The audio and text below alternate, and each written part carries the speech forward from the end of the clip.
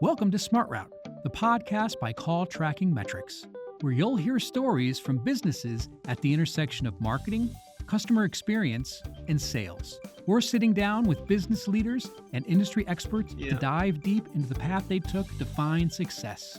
Here's your host, Andrew Clark. Hi, everyone. This is Andrew Clark with another episode of Smart Route Podcast, joining you today from sunny Game Rules, Millersville, Maryland, just south of Baltimore. We are blessed with a very special guest, somebody who is near and dear to my heart, somebody who I've worked with actually in the past. It's a former boss of mine, Stefan Lindberg-Jones, who is currently based in Doha, Qatar, which for some people you may need to pull out an atlas and see where that is. And it is pronounced Qatar, not Qatar, like so many Americans typically do. But Stefan is an expat who relocated from the UK, almost now coming up on 18 years. He's been in the region, both building and operating different businesses in the media production space. His flagship company was called Camel, and he's recently made a professional transition into coaching, specifically with confidence and branding. And I think we're going to have a great conversation today talking about his journey from working in the UK and relocating to a place like the Middle East and raising a family there, but also building businesses and what he's doing currently. So, Stefan, thank you for taking the time. I know we are dealing with a pretty sizable time difference. This is, I believe, the Smart Route podcast's first international guest who isn't based in North America. So thank you for making this scheduling work. And I'll turn it over to you. If you could just introduce yourself a little bit to our listeners and what you're up to. Yeah, thank you, Andrew. Thank you for that beautiful introduction. It reminded me of our times together. Yes. As you say, I've been here for 18 years in the Middle East, and it's been a journey. It's when I first landed on these shores of Qatar 18 years ago, it was like the Wild West, but I could see there was a lot of opportunities. And I've been in broadcast in the UK for 18 years. I think it was about 18 years. And I had a marriage which, didn't work out. I had 2 children, 2 sons, while I was in the broadcast industry. And when I was going through the divorce, I realized that, I couldn't spend my time watching other people live their lives. And that was my job, basically in transmission. I was watching everyone else live their lives. I was responsible for the output of Sky Television, ITV. These were the companies that I was working for before. And I was looking at all the older people around me, and I was just thinking, no, I can't do that. I can't live my life doing a job that when the time comes, they pat me on my back and go, well done, Stefan. You've sat in that chair. You've done a great job. Now, goodbye. And, later rest sort of thing. So I just thought, no, I did see other people that used it in the other way. They would just use the job to then do whatever they wanted to do outside of work. But I wasn't that way inclined at that time. It was more, no, I've got to have, if I've got to work, I've got to have something that really satisfies me. So then I started to look around, what am I interested in? And while I was going through the divorce, I realized that I actually wanted, I was into holistic medicine. I was curious about that. So I trained to be a holistic masseur. And also I thought that'd be quite good. Coming out of divorce, I could meet a lot of people, if you know what I mean. Sure. And yes, absolutely. But in that time, I was assigned to train this young lady who ends up being my future wife. So that wasn't the plan. I qualified, but in that time, she gets a job in Qatar with Al Jazeera, and it was going to be the English channel that was going to be launched. So I said to her, look, you go, you enjoy that initial setup. And then, if our relationship's going to work out, then I'll follow you, however months later. And that's what I did. I literally, after about 6 months, I proposed to her during that time, and I Wow. followed her. And the idea was that I would be a holistic masseur, because I qualified as a holistic masseur, and I was going to practice privately in our apartment. But then when I flew Okay. over there, that was against the rules. You had to Hmm. be registered. You had to work in a registered place, a hotel or a spa. Sure. Um, but I didn't do that. I did a few private clients, but then I got work at Al Jazeera. Anyway, long story short, I worked at Al Jazeera as a freelancer for a while, for a year and a half. I organized the tennis league, squash league, football league. I set all that up just to bring different departments together, because I knew that with a new organization, the departments can be what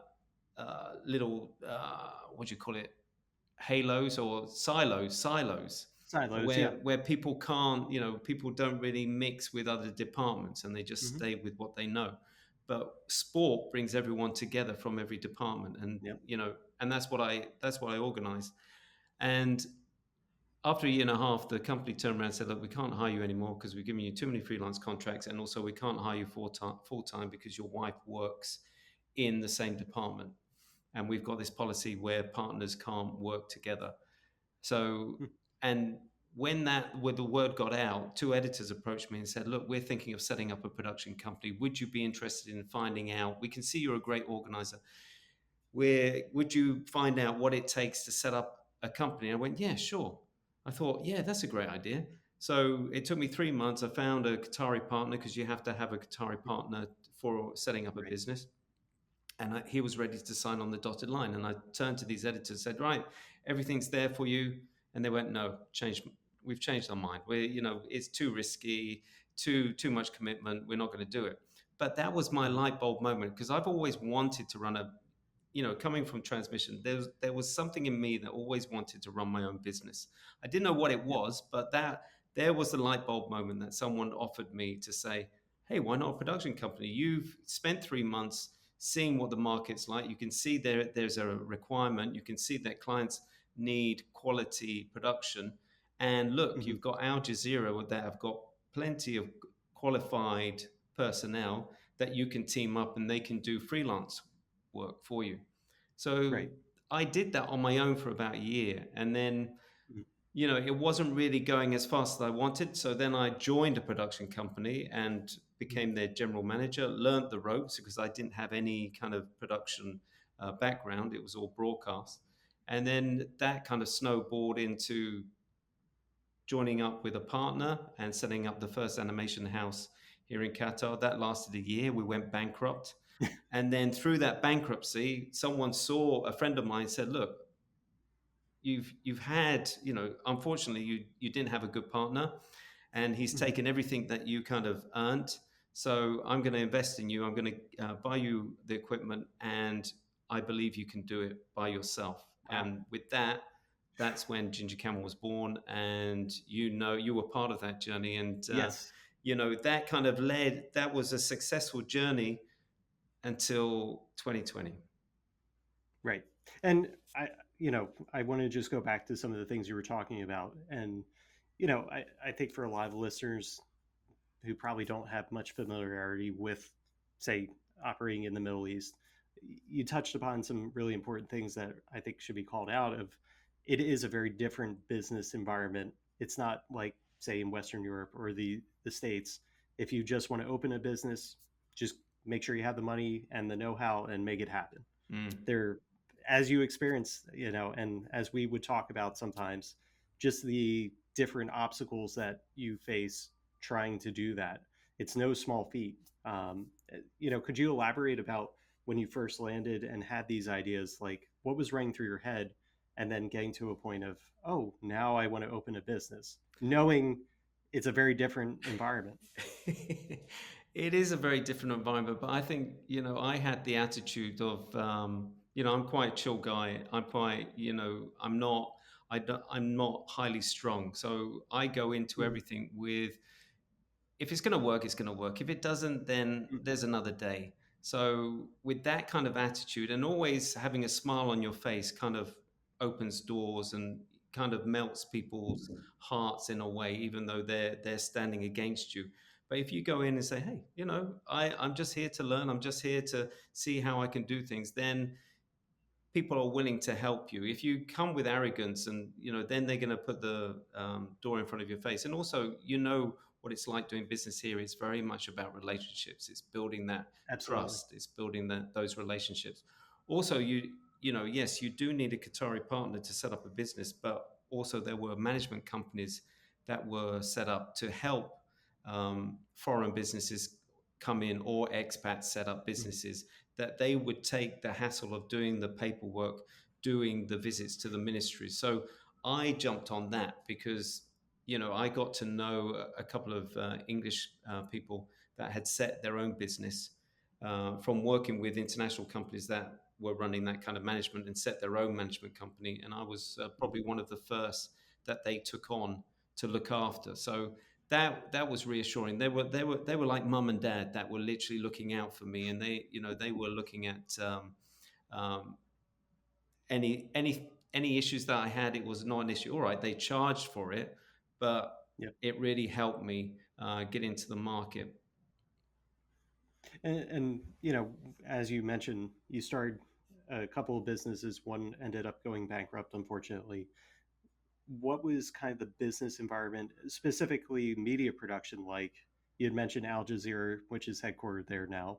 And how about on the smaller scale, like these other agencies and smaller businesses that support something as big as an Al Jazeera, or partner with ad agencies? I mean, the Middle East is a hub for advertising, as both of us know, and maybe other people do as well. Um, so you need all these supporting businesses to be there as well, to do photography, do animation.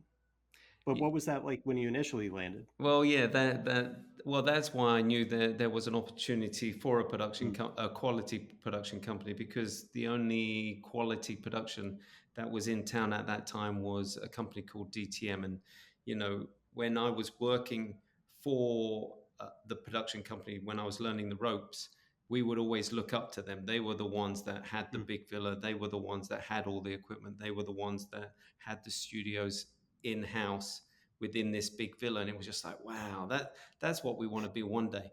And then you would mm, get so that's at the high level. And then at the bottom level, there was all these Indian companies that were literally doing it for cheap, not very good quality. So I knew there was, we could see when I was working for this production company that there was an mhm. opportunity to fill the gap.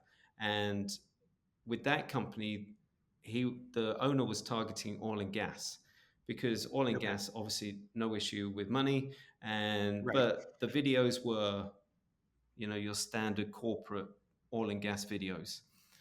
Hmm. And but what I saw was that the team, who were expats that would come over looking for opportunities, like directors, DOPs, cameramen, they were drained because it wasn't using their creativity. They were, they were literally having to go through so many security checks, and they were having overalls, and they were working in real, harsh conditions with the heat, and they weren't being creative with regards to what they were shooting. And when they would come back after a day's shoot, they were drained, they were tired, etc., etc. So I vowed when I started my production company that we would leave oil and gas and we would look for opportunities elsewhere. And we were Hmm. very fortunate because we literally got introduced to someone in an advertising agency, and Oh, wow. we there had to be trust. Here's a startup. Basically, we were a startup, so it was just like, well, we Hmm. can't give you our big client, so we'll have to give you something just to test the water. And what they did was that they were uh, applying for the Lynx Award in Dubai, and they needed to do a show reel of everything that they had done over that year, and it required a little bit of animation, it required a little bit of filming, etc., etc. And it Hmm. was only me, and at the time I had taken my animator from the company that went bankrupt, and he came and followed me because he believed in me to the new company. And the fortunate thing was that he was a fantastic animator, but also he was willing to learn to do photography. He was willing to learn how to video shoot as well. He would use all his hours being on YouTube, being on any platform to learn these skills. And for me as a business owner, it was just like, great, I can sell these services. Yep. So we were lucky that the ad agency asked us to do this show reel, and they came and they only gave us like, I think that we had 4 days to do it. And I'm Oh, wow. I'm looking at my guy going, seriously, can we do that? He went, yeah, I can do it over the weekend. Don't worry. It was just like, okay, my trust is in you. And Hmm. he delivered, and they were blown away. And I don't know whether they got an award. They must have got an award, but we even got acknowledgement from the CEO of, it was Leo Burnett, the CEO of Leo Okay. Burnett from Dubai, literally sent us a message saying, wow, that's amazing. Thank you very much for your hard work. I don't know even if we charged them, because we just wanted to get in the door. We wanted to prove Hmm. ourselves to them. So after that, they gave us small photography shoots first of all, and then we built up. But they always said, because we're local, the cutoff point of budgets would be 500,000 reals. Anything over Hmm. that, they would bring their contacts from Lebanon. So we always knew that as a local company, we would never, if we're going to work with an ad agency, that we would never get a Right. budget bigger than 500,000. And at that time, I didn't care. It was just like, I don't care. You know, I'm building my business, and anything under 500,000, wow, that's great. Sure. Yeah. And as you're talking about developing this company and just trying to get your foot in the door, I mean, what something that you did even more so with Ginger Camel, and that's where our stories intersect, because I did eventually go to work for you. You gave me my first job in Doha back in 2014, and I was always amazed how you really were consistent in your focus on local flavor being sprinkled into your work and really advocating for that, where, like you just said, sometimes it was people coming in from other markets to do work for Qatar and companies based there. So was that a challenge that was detrimental to the business ever, or did you find just in time as you were doing it more, people started to get it and say, oh yes, I'm going to give more business to Stefan and his team because this is what actually I should be doing. Yeah, that was the thing. That's what annoyed me at the beginning, was that they didn't trust local business, and I could local Mm. production companies, because I could understand that. Looking at the lower end, the quality, they didn't really care about the quality. It was all about quantity. Even the company Mhm. that I was working for before I set up Ginger Camel, it was all about quantity. You know, get the client, win the project, and then let's focus on getting the other client, a new client, and let's not bother about what the quality's like. They paid for it, so it was like a factory, and I didn't like that. And there wasn't any concern about the staff's wellness, what they wanted, or how they could benefit for working for the company. So I always vowed, when I set up Ginger Camel, that we would be different, that we would hire the best that we could, Mhm. obviously, and to prove, to look after the team. I was always looking for people that were passionate about their craft, their art. They weren't interested about the money per se. It was all about, if I have the opportunity and I can work with, big companies, and I can improve on my portfolio, then Mhm. you've got me. And I could see that, and I benefited from that, basically saying, look, this is my dream, this is what I want, and I can create a platform where you will shine. And it was literally, yes, you had to invest in these people to a certain point, but they understood that, we're working together. And, Mhm. when I look back, looking at back at my journey, I never realized I was investing in people. It was more about kind of coaching them in a way, allowing them to breathe, allowing them to be as creative, creating this bubble around them that the outside wouldn't affect what was going on inside the company. And a lot of people would comment when they came into the company, they could feel this energy. And and that's what I wanted. I wanted you to, enjoy coming to work, being as creative as you could be, and that would literally shout out to the clients. It would shout out to the audience that were watching, and that just literally would carry on. And that was, that was the whole oomph about the business until 2020, when COVID hit. We were Right. literally, And we thought we were winning, and we thought we were on the road mhm, to the World Cup in 2022, but COVID just literally came through and knocked us off. So it was a right. shame. But I always, I had a friend that was running a similar business, but he invested in equipment. And I never believed in that. I believed in the people. I believed in investing in good people, because they were the ones that, if a client wanted, and you know what business is like over there, sometimes it's Mhm. just like, I need it now.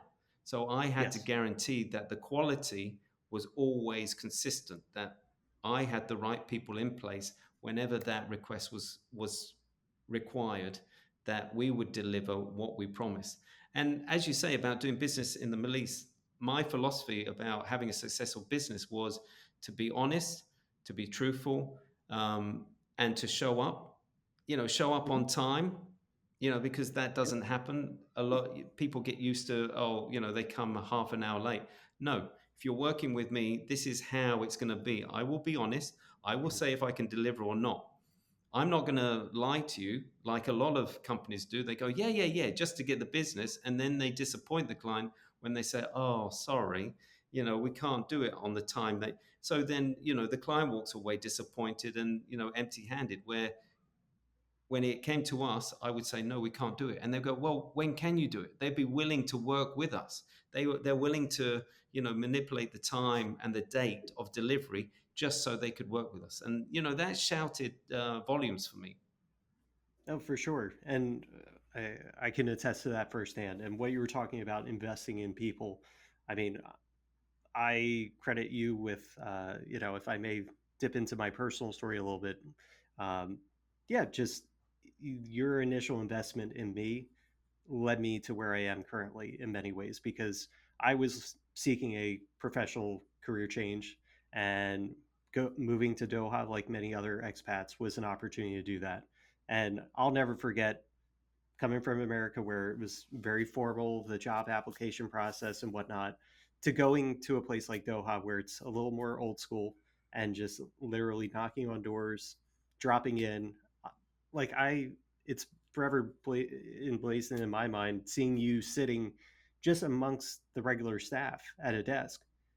And I walk in, I'm like asking for, who's the manager here, who's the owner, and you pop up and you said, I'm Stefan, come, let's have a coffee.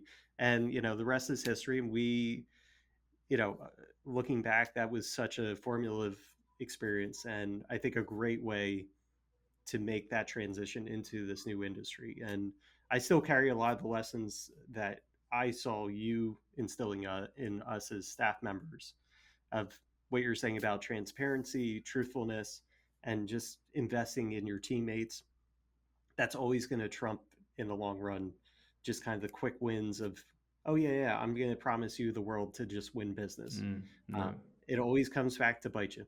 Oh, absolutely. And you could see that with other, competitors as well, how they Mhm. operated compared to us. And sometimes, you do question yourself if you're doing the right thing when the cash flow isn't coming as quickly as you want it. And then, Mhm. I never forget, in 2016 there was a period where I literally had to sit with the team because the cash flow was drying up, the projects weren't coming in, and I thought, no, I can't hide this anymore. I've got to be honest. I've got to sit with them individually and I say, look, this is the situation.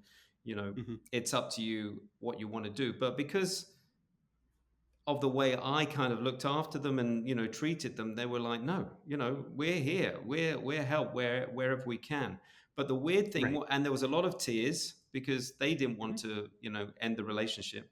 But and the weird thing was, a week after I had sat down with them individually, we won 7 projects, one after the other. It was just like, all That's right, all incredible. right, I get you.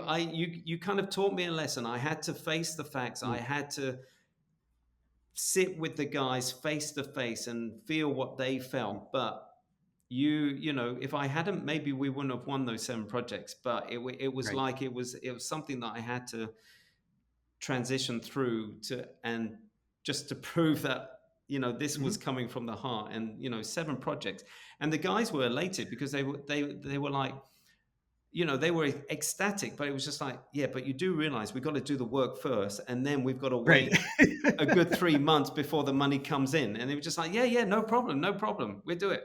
Hmm.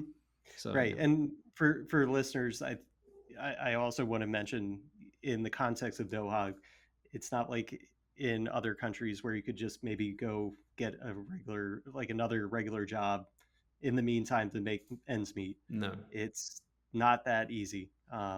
So I applaud everybody for sticking by you, and I think it's a testament to you that you were able to have that happen. Um, and yeah, you were already alluding to it that by 2020, the business landscape was changing. Uh, as many people will remember, the World Cup was going to be hosted in 2022, 22, yeah. right? Yeah. And so much in the country, even in the time I was there, was building to that moment. Um, and then the pandemic hit. So, what was that like? How did you deal with that challenge? I mean, the world just felt like it turned upside down, I'm sure. Absolutely. No, you know, as you say, yes, we were all building up to the World Cup. You know, Doha was a construction site. Literally, there was Yep. building work happening all over the place. Amazing infrastructure that was put in place. But we lived through all that leading up to the World Cup. But you know, amazing facilities now, amazing infrastructure that they've created. But yeah, I never forget my wife shouting out the window of our villa because there was a big drill digger outside our back garden, and it was going to about 11 o'clock at night. So, and we had Oh, just had, goodness. I think our daughter was about 2 or 3 years old. So it was just like, you know, she was like, no, I can't, there's got to be a cutoff point. And actually the government put out that if there is any construction work happening after this time, you have to report them. But anyway, yes, it was an amazing, incredible journey up to 2020. I even, you know, we moved to a bigger office studio in 2019 because so much work was happening, and I thought, oh wow, this is going to be amazing. This is incredible. We've nailed it. We've done everything right, Mhm. and this is, you know, I was, as I always say, I was sitting on top of the mountain in 2019. I was sitting it on top of the mountain. Actually, to be honest, I was quite bored because, you know, when you're on this journey of entrepreneurship and building your own business, it's like climbing a mountain, you know, and then Mhm. you have your support of your team that come on that journey climbing up the mountain. So when I reached the top in 2019, you know, everyone else was busy because you had built this system where there were systems in place. All the clients knew the staff, so they knew to contact them directly. So I wasn't needed anymore. So I was just sitting in my office, and it was just like, oh, okay, what do I do now? Although I would have people come in asking for my advice, and that's when I Mhm. started to do some social media with regards to, you know, because I was having interns coming into my office asking, oh, you know, I've got this problem, I've got this situation, and I'm thinking, well, that isn't a problem, that isn't a situation, but if you want my advice, I'm quite happy to sit there and, you know, help you. So then I Mm. started to do motivational videos on Instagram during 2019. And then 2020, um, it wasn't COVID that hit us first. It was literally the ad agency that I've been working that was giving us like 70% of the work basically turned around and said, yeah, you know, 2019, well, 2020, they've cut the budget by half. So don't expect Oh. the amount of work that you got in 2019. And I had literally built the team around the demand that was in 2019. So I immediately went, okay, I know who I need to cut straight away because I had built another team to drum up new business while the main team was looking after the demands of the advertising company. So I immediately cut the new business people and stuck with my core team. And and then literally was started looking for offices because our office at that time was well expensive because it was like 372 square meters, a couple of studios, etc., etc. So it was just like, we got to downsize if this is the case. And while we were doing that, COVID comes in. And so we were already in motion about downsizing. So it was Mhm. like COVID had already reached us 3 months prior to actually landing on the shores of Qatar. So we hid out in a private villa because I thought, look, the whole world is freaking out here. Let's find a place where we can literally store all the tables, store all the equipment, and but Mhm. still have the space to do any work that is required. But the only thing with it really highlighted for me was the fact that, and I didn't really look at that, was the fact that when you're working with an advertising agency, you're reactive. You're literally reacting to everything that they show up with. So if they've got a storyboard, okay, we can recreate that in film. We hadn't been proactive. We hadn't had to Mhm. come up with ideas. All right, maybe now and again we had clients that required it, but on the whole, it was generally reactive, serving the ad agency for whatever they had come up with creatively. So when COVID came along and it required us now to go out and say, hey, do you need a video for this? Do you need a video for that? We've got an idea. We've got an idea. My team struggled because if you Mhm. think about it, the whole world is going crazy, and then you're Yeah. expecting them to be creative when they're worried about whether their mum and dad's going to be safe, whether their family's going to be safe, where the next Right. money is coming in. So it was chaos. It was, yeah, I basically I saw the company crumble around me, and I saw Oh. people holding on because Mhm. their belief in the company, they were holding on as long as they could until it was just like, can't do this anymore. No more. I Right. haven't had any, we haven't had any salary for the last 3 or 4 months. I can't do it anymore. I've got to find another job.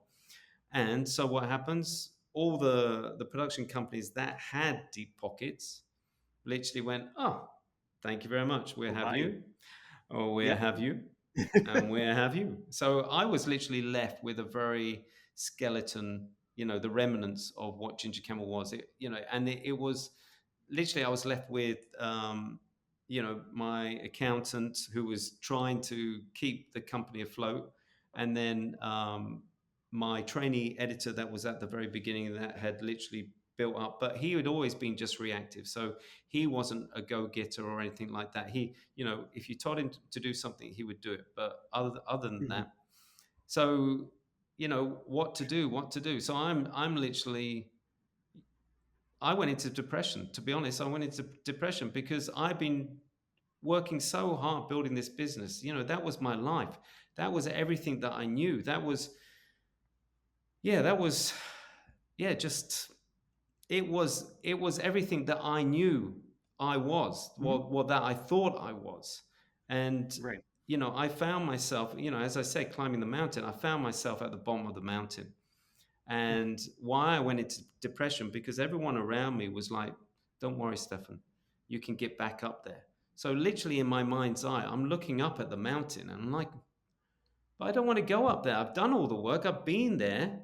That's not exciting anymore. I don't want to go up Mhm. there, even though you probably mean well that you want me to go back up there and I can get back up there and it's going to be great again. But it was just like, I felt I had no energy. I felt I had no drive anymore because it was just like, yeah, but I've done that, and you Yeah. do realize that that was a good 9 years that I've spent building that business. And really, do I really want to go back up there? And I didn't. So I was just standing at the bottom of the mountain, feeling empty, feeling lost. And I just thought, and so, yeah, basically, I just went into depression. And you don't, it's only when you look back that you know that you were in depression, but you Yep. felt empty. Anyone that Mhm. spoke to you, it all bounced off. It didn't, nothing was kind of soaked in. And something deep inside of me went, look, you need to, you were there trying to help people in 2019 with your videos, et cetera, et cetera. This is something that you can do better if you have the right tools, and you need to help yourself as well. So it basically said, look, go and do life coaching. Go and do life coaching because that will give you the tools to help yourself, but also help other people properly. So I signed up in the beginning of 2021 for a ICF uh, course, to become a qualified coach. And during that course, it was all online, and I was the only male of a team of 18. All the others were ladies. I was the only person that cried within those 8 weeks that we were Oh, wow. studying. I cried twice, and Mhm. in that time, I didn't care. It was like it was something like a release. There was something that just needed to be released and come out, and it was just amazing, the power of it, and just I just felt like I was reborn again. And also, I had a coaching session, and the coach said, "Okay, look, you're looking up at this mountain. I could see that mountain, but have you looked around you?" And that was the trigger. It was just like, oh yeah, I've just been looking up at the mountain, and I never thought to look around me in my mind's eye. What else is around me? So in my mind's eye, when I start looking around me, I saw these beautiful forests, these pine forests. I saw this beautiful landscape of rolling hills and lakes, and I went, oh my God, I want to go there. That's where I want to Mhm. go. It was just like I had this release. And so the next day I went into work, and to the last people that was still there, I said, right, guys, we are never going to go back to what Ginger Camel used to be. We're going to completely change the way we do things. We're going to be lean, we're going to be mean, and we're going to be more creative. We're not going to be this, lofty production house. We are going to be, looking at ways that we can be creative in a simpler form. We're going to use freelancers rather than build a team again. So don't think that we're going to be this big production company ever again. We're going to Mhm. be like a event agency that basically has a couple of people running the day-to-day things, and then when they win a big event, they bring in all the relevant staff Right. to manage that event, and that's how we're going to move forward. And they said they were all on board, but actually, when I look back at it, they weren't. They were The still way was. stuck in the way it should have been, and they kind of rebelled against me in a way that, all right, when there was work, they worked, but any other time where I needed their help to create promotions and create exciting content, I was the one that was Mhm. literally going online and going, look at this technique, look, let's try and do something here, and they would go, yeah, yeah, yeah, and then I would have to go out trying to drum up work, come back, they hadn't done it. It was Nothing. just like, guys, what are you doing? And Right. it was like the wind had been taken out of their sails, and they would always were dreaming about what was, but they were Mhm. never thinking about what could be. And that dragged through the World Cup. We managed to limp through to the World Cup. The World Cup was crazy for 3 weeks. It was Sure. it was literally unbelievable in regards to agencies were struggling. So they were bringing in interns just to cope with the work. We had to bring interns Wow. to do the work. Freelancers were over, required, so they were literally charging a fortune where we were keeping to our same rates, which was killing us. So where we could have come away with a good profit, we weren't, because now they were charging a fortune.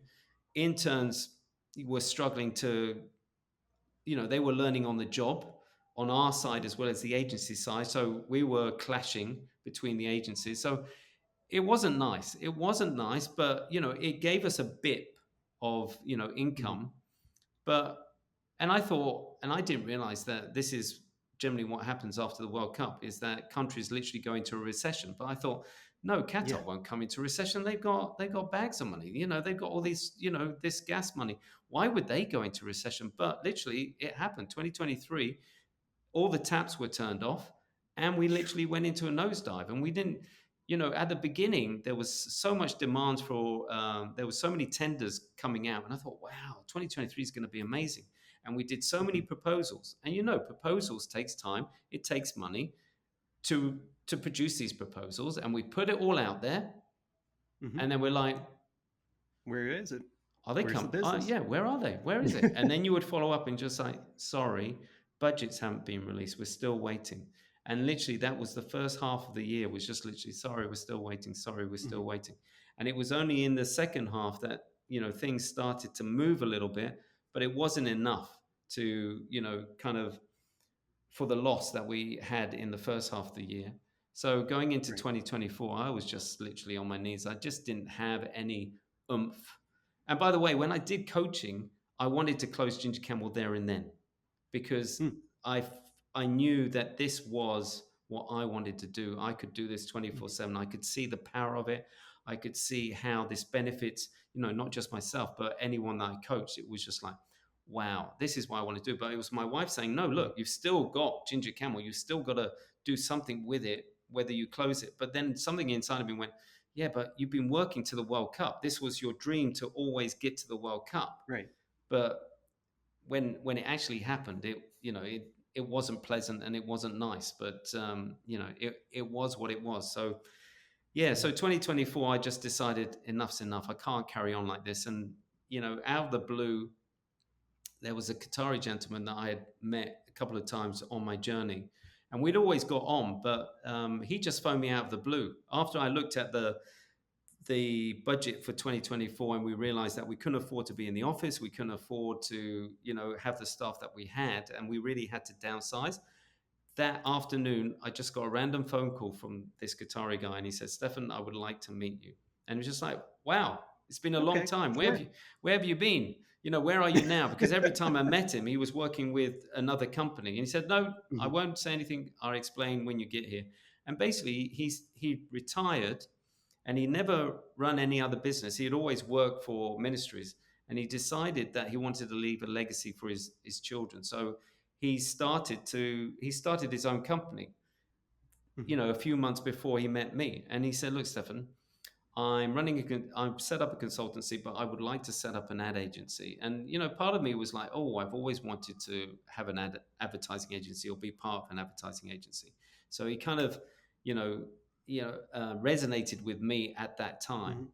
And then he said, and I said, "Look, well, this is my situation. This is where I'm at.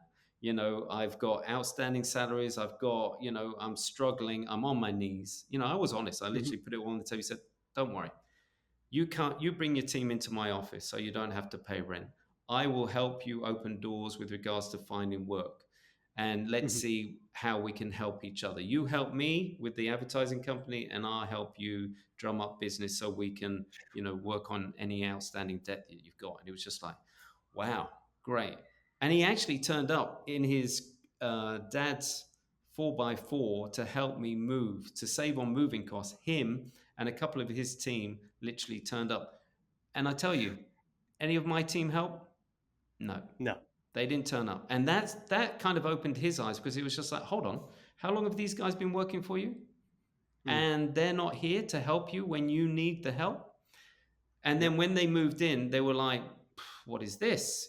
And that's where I could see that no, you still are dreaming of the old Ginger Camel, and Mhm. you don't want change. You don't. And now I can see it. So 2 weeks after we moved in, he basically my Qatari friend said, "Stefan, you need to move out of the way because you're their comfort blanket. You're in the way. You're Wow. you need to move aside and I need to go in there because they're using you." And Mhm. after, when I stepped away, which was amazing, it was just like, wow, Such a relief, I'm sure. such a relief.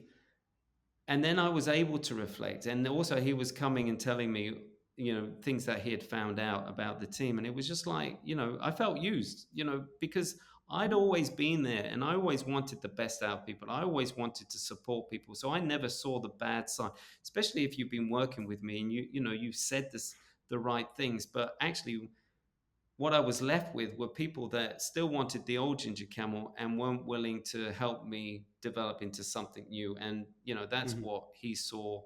And you know, it wasn't nice, but yeah, they didn't like it because now I was out of the picture, and they couldn't use me. They couldn't have me as their uh, blanket of security, and also Right. you know do things that I wasn't aware of. So yeah. So That's a lot. I mean, and even though we've stayed in touch over the years, I never knew that. So thank you for sharing that story. And I think that takes a lot of guts to be so candid about it. Because I think a lot of people, especially I know you're very active on LinkedIn. We're going to get to that as kind of the final segment in the show, talking about what you're up to currently, because I see great content coming out on LinkedIn from you and your coaching career taking off. And I'm just like, we've known each other for a number of years now. And I'm just, something that always comes up in thinking about you is, here's somebody that is fearless. This guy moved halfway across the world, set up businesses, has experimented every step of the way, and has always been very open and honest, saying, I don't have it figured out. I'm No. trying things too. I am learning along the way. And I think that's where, as somebody that worked under you, I, yeah, I just felt like it was a family. I had a mentor. And, thank you for that, because I think it helped set me up for success later in my career. Um, No, and yeah, thank you, Andrew, for your yeah. kind words. I think when being in broadcast, I worked for I don't know how many companies, but I saw the best in people or bosses, and I saw the worst of bosses. And Mhm. I vowed that I would never be that. If I ever had the opportunity to run my own business, I would never be like the bad bosses. But I learned Mhm. from the good bosses, and the kind of respect that you get from being supportive. And I always put myself in my staff's shoes. How do I want Mhm. to be treated? I don't want to, I want to look forward to coming to work. I want to be appreciated. And how can I feel appreciated is to give the space, to give someone the Right. space to, you know, be their own boss. I think that's power in itself. So, um, yeah, that's all I wanted. For my staff to feel that way. And I hope I achieved that. And yeah, it is sad how it ended, but I'm Mhm. relieved in a way because it needed to happen. Mhm. My marriage was I felt like it was starting to go on the rocks because you know when I was going through COVID, I had so many staff leave. And, Mhm. when you're a small company, I didn't put, end of service, you need end of service. Yep. And I hadn't, I was literally any money that we earned was either going to the staff or it was literally paying for equipment, etc. I never put aside for end of service. So anytime a person left, I would literally say, okay, look, let's do a deal. We'll pay you over the next 3 or 4 months your end of service. So Mhm. that's easier for the company. And it's like you're still getting a salary for the next three or four Right. months. So that saves us from, because anytime that we wanted to bid for things like tenders, Mhm. for the big ministries, you would have to come up with a tender bond. And that Yes. basically Right. means you had to put aside a hell of a lot of money and freeze it in the bank. Now, if you're a SME, if you're a small business, that's money that you don't have. Or if you did Mhm. have it, which could be the end of service, that would be frozen for until that project was actually finished, signed off, and then you would have to wait 2 or 3 months after that. So that's a very long time that you're not able to access. So I never put aside that. So when COVID came along, I had about 10 people leaving all at the same time. And I didn't have that money. So Mhm. that's when I went to my wife and I said, look, I don't know what to do. I don't have any money Mhm. and I've got to pay all this end of service. So she said, look, and it was weird because we had just gone to the bank maybe a few weeks before because we were interested in buying a very rundown summer house and we were curious of how much we could borrow summer house in Sweden, how much we could borrow from the bank. And they said, oh, about 300,000 reals. She said, look, we've already know that we can borrow this amount from the bank. If you're going to Mhm. carry on with Ginger Camel, then, we can all, Ginger Camel can pay for that loan, on a monthly Right. basis. And so that's what we did. We literally took out a loan and we paid everyone off that we could at that time. But the thing was, Mm. because the market wasn't great, during COVID, after COVID, we as a couple ended up paying for that loan. And Oof.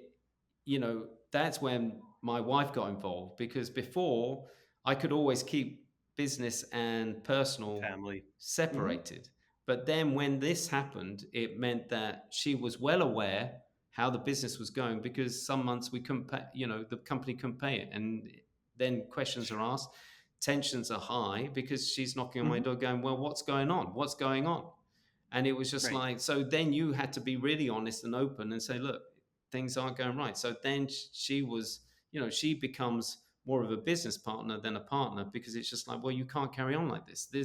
How long are you going to fool yourself that things are going to get better? Things are going to get better. So, Hmm. yeah, It's a lot. it is a lot. I and yeah, I'm so, I mean, just hearing all this for the first time and knowing where you're at currently, I'm so happy for you because you've come out, or at least from what I can tell, the I'm. other end of it. Let me say, I'm still in the Yeah, process. you're still on the journey. I'm still on the journey. Ginger Camel has been. It's basically, we told our sponsor that we're not um, operating, so Hmm. everything's been stopped. But now we've got to go in the process of ticking so many boxes to close the business. But Right. it's not. So basically, that always pulls me back from where I'm going. But yes, Hmm. August of last year, I decided I went on holiday. It was my mum's 80th and my father-in-law's 80th, so we went to different places for the summer. And on reflection, I decided that even with the advertising agency that I was helping my Qatari partner, when I came back, I said, look, I've done it. I've done it. My heart's Hmm. not in it. My heart's not in it. And, if it's okay with you, I'm going to step away from that. I've given you everything that Ginger Camel had. You've carried Yep. on with clients. You've got my database. You've got everything that Ginger Camel had. Even emails are coming in from clients, potential clients, because of the reputation Ginger Camel have. So is it okay? Do you mind? He said, no, you do your thing. You do whatever, Hmm. resonates with you. And I said, look, I am going all out with my coaching because that sings from my heart. I can do this 24/7 and I'm really passionate about it. And, I started testing the water the year before in November. And I decided to go on TikTok for some strange reason. I had heard that TikTok had 1.5 billion users. And I Hmm. thought, I wonder if there's a place for me, a coach. I wonder if coaching, I know I see everyone dancing and singing, but I wonder if I just turn up and just offer space and silence. I wonder what Hmm. reaction I'm going to get. And, I dabbled. I would show up in the morning and before I would start work in the office. And, yeah, it was all right. I'd be on for a half an hour. And then TikTok was saying, look, if you want to gain your audience, you have to be on for an hour. And I went, oh, I don't know if I could do that for an hour. That seems a bit long. So I was dabbling in and out till about August. Hmm. And I had about 5,000 followers from when I started the previous year in November. And so by August, I had gained about 5,000 followers. And then something inside me, because I decided that no, the advertising agency isn't for me, let's go all out with the coaching. And Hmm. I thought, no, I've got to step it up. And you know I thought, no, I'm going to go on air, go live every single day on TikTok and see what effect that will have. And it's been amazing. Excellent. Whatever happens, I'm always going to show up. Whatever happens to me, whatever success Hmm. or no success, I'm always going to show up on TikTok. I got huge pushback from family and my wife because it was just like, TikTok? Why are you wasting your time on TikTok? TikTok is a waste of time. Who cares about TikTok? No one's going to take you seriously. You're wasting your time. You're wasting your time, wasting your time. And, something, no, I'm not. I'm creating content. I'm creating content. And I can use that content to promote that I'm actually out there and I'm a coach. But they couldn't see Hmm. it. And it's been a struggle until, I would say, a few months, because now they can see the traction. So started at 5,000 in August, and now I'm literally reaching a 30,000 in the next few days. So every day when I go on air, I have about over 100 to 200 followers sign up to follow Wow. me, and the response has been incredible. Just giving people space to get whatever's in their head out and feel like they've been listened to Hmm. is incredible. And this isn't the world. I didn't realize that TikTok literally, push you out to the region that you're in. So my followers are mainly Arabic, African, and Mhm. they're listening to a white dude here that's speaking English, and but they see that I'm showing up genuine. They see that Mhm. there's no ego. And by the way, the ego got Right. kicked out during COVID. When I went into depression, the ego wasn't able to help me, and that's what I'm so thankful for. Mhm. That the ego isn't there anymore. The ego was there because it wanted a business, it wanted to be the Sure. best, it wanted, but the heart was always working to look after people, and I never realized that until I was kicked off that mountain, and the ego wasn't there to help me. And I'm so glad it Mhm. wasn't, because then I had to dig deeper and deeper to find out who I truly was. And I Right. literally tuned into this beautiful heart of mine. And Mhm. and that's the journey that I'm on. When I decided that coaching was going to be that journey, you know whatever pushback I was getting from family, I didn't care because I knew where I was going. I had a Mhm. vision, I had a goal of what I wanted to achieve. I wanted to reach as many people as I can by using whatever platforms that I can. And Yep. then, from that, I want high paying clients that can keep me doing this. And that's all I'm Right. looking for. That's all I'm looking for. It's simple. It's not rocket science. And with Ginger Camel, when I launched Ginger Camel, I knew how to make noise. All you had to do was show Mhm. up. You had to create content, and always put it out Yep. on every platform. And that's what I did with Ginger Camel. So I knew I could do it, but it was a huge learning curve because now I didn't have a team around me. I literally Right. had to, I It's all on literally you. had to do it all myself. And so my wife's Mhm. complaining at me, going, "Hold on, what? You don't know how to light things? What? You don't know how to operate a camera? What? You don't know?" And it took a good couple of months, a huge learning curve for me, because it was just like, and I was out of my comfort zone because it was just like I was rebelling against it, because I was fighting, because it was just like, oh, this is hot. Oh, I hate it. I don't want to do this. I'd rather get someone in. And it's just like, no, you can't afford it. And it was just like this whole fight within myself. And, the Mhm. discomfort that would come up, and the voice in my head was just rebelling. And it was just like, but I got through because I had this goal, I had this vision, and I could see it so Mhm. clearly that no, I don't care. I'm on this. And now, the position that I'm in, and with the help, my wife created everything behind. Yeah. And It's beautiful. she had to step out of her thank you. She had to step out of comfort zone because she could see the drive that I had. She could feel the Mhm. energy, but then her head would come in and go, well, where's the money going to come from? How long do I have to wait before you earn any money? We've been on this rocky road since COVID. Yep. How long are you, and why can't you get a normal job? Why does it have to be Mhm. a new adventure, which you could work or it couldn't work? But, I said, no, this is completely different. I want you on this journey. I'm going to be open Mhm. and honest to you. I'm going to share everything. I'm not going to hide things like I used to when I was running the business. Yep. Now, this is, what you see, this is me. This is who I truly am. There's no hidden agenda. There's no ego in the way. Now, this is, and she sees it, she hears it, and now and again the head comes in when she's feeling low, or she's, something triggers about money, but she Mhm. still believes. You can see it, and now she's repeating stuff to it. She's becoming a coach with her friends, and she's speaking the way I speak, and Yeah. it's affected our family as well, because Mhm. now the family, that there's a whole different energy, there's a whole different vibe with the family. It's amazing, just the ripple effect it has, once you're in tune with your heart and your soul and your, Mhm. it's incredible. It's incredible. Well, I was going to say that I couldn't think of a better way to wrap up the episode on that note. I mean, talk about motivation. But, Stefan, this has been such a great episode, and I really appreciate you being so candid, um, because some of the stuff you shared, like, eh, yeah, I don't know if I could get through it with such grace. Oh, But, I'm sure you could. You've been on your own oh, journey. I know you've been on your I own have been. journey. So, Yes. we all have it inside of us, and that's the beauty when I do the live. it's making people realize that, you're not what the mind says you are. Look at the incredible journey you've been and the lessons that you've learned.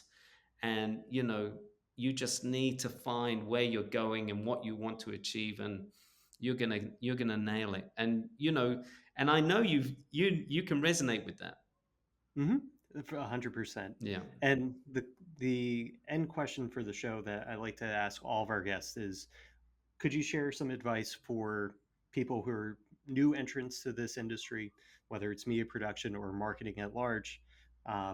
Like, what are the things you would want to convey to them if they're seeking advice from you? Believe in yourself. There's a reason why you're here. And really, tune into the heart. Don't let the head freak you out or, criticize you, etc., etc. You're going to get that from, a lot of areas. Get to know who you are. Get to know what really lights your fire, and really tune into that. Appreciate who you are. Learn about who you are. As I always say, be the experiment. Don't, whatever you were told by your parents, your school, your community, etc., etc., that's autopilot, and it's got to where you are now. But now's your time to grab hold of your life and create your own story, and believe in yourself, because there are so many players out there, and technology is changing as well. And so get to know who you are, get to know your strengths, believe in yourself. Say it again and again. I'm not here because of external factors. It's all about you, that you've done this, and that you now, being more self-aware, can create magic. Beautiful. Well, thank you, Stefan, for a great interview. We wish you lots of success with the coaching. And where can people connect with you? Well, my social media handle is SLJ Coach. So that's all you need to put in is SLJ Coach, and you'll get me on all platforms. So yeah, easy. And my website is sljcoach.com. So very easy to read. And that's work in progress. I'm just saying that's work in progress because I'm having to do it. Fair enough. Well, thank you again, Stefan. And thank you to our listeners. We really appreciate you tuning in. And feel free to reach out with any comments or questions. And we'll catch you next episode. Take care. Thanks for tuning in to another episode of Smart Route Podcast. Share your favorite takeaways with us on Twitter at SmartRoutePod. Smart Route is brought to you by CallTrackingMetrics, and you can find more at calltrackingmetrics.com/podcast. Follow along for ideas and conversations that will inspire your own business path forward. Speaking of smart paths, are your marketing, sales, and service teams on the same page? In today's remote world, it's easy to get disconnected. CallTrackingMetrics can help. We empower smart marketing teams to determine the best route for campaigns by showing exactly which ad campaigns are driving conversations that convert. Operational teams can use that data to automate call flows and power contact center success. Visit CallTrackingMetrics.com to see why more than 100,000 customers around the globe trust CallTrackingMetrics to manage communications for their marketing, sales, and service teams.